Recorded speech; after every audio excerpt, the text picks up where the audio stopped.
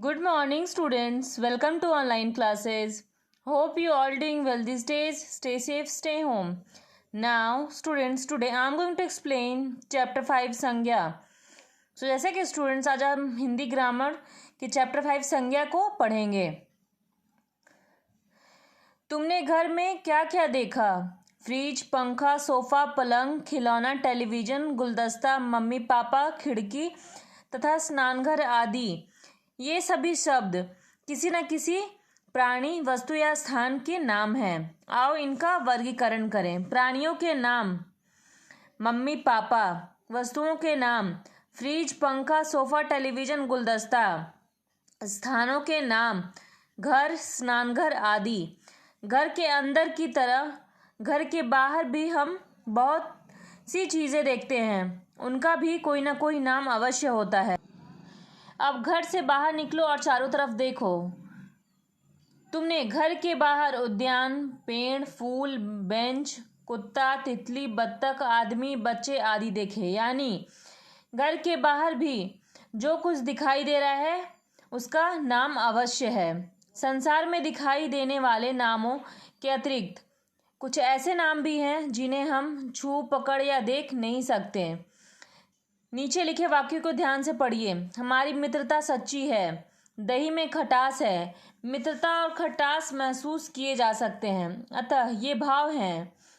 इन्हें हम छू, पकड़ या देख नहीं सकते. इसी प्रकार के बहुत सारे मन में उत्पन्न होने वाले भाव हैं जिन्हें अलग अलग नामों से जाना जाता है.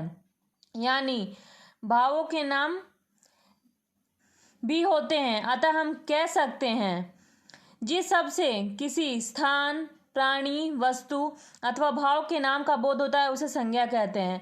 तो स्टूडेंट्स हम देख रहे हैं जिस शब्द से किसी स्थान, प्राणी, वस्तु अथवा भाव के नाम का बोध होता है उसे हम संज्ञा कहते हैं. संज्ञा के 3 भेद हैं. पहला व्यक्तिवाचक संज्ञा, दूसरा जातिवाचक संज्ञा, तीसरा भाववाचक संज्ञा.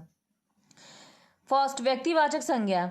किसी विशेष व्यक्ति, वस्तु, प्राणी या स्थान के नाम को व्यक्तिवाचक संज्ञा कहते हैं. जैसे हिमालय पर्वत, गंगा, दिल्ली, लाल बहादुर शास्त्री.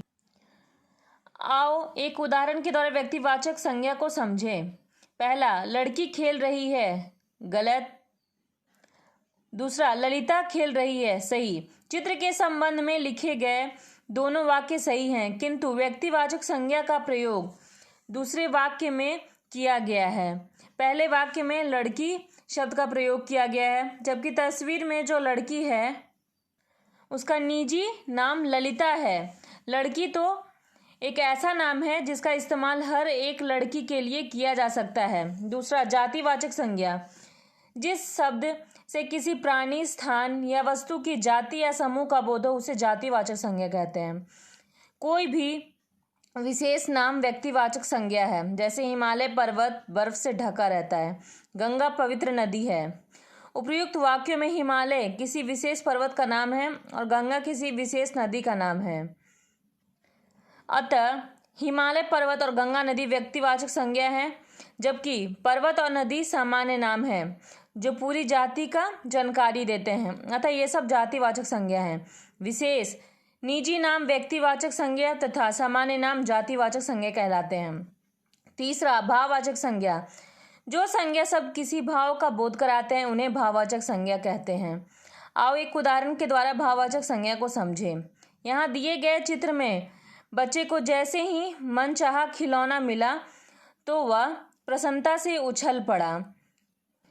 जब आपको अपनी मनचाही चीज़ मिलती है तो आप कैसा महसूस करते हैं? प्रसन्नता होती है, परंतु प्रसन्नता को देखा या स्पर्श नहीं किया जा सकता.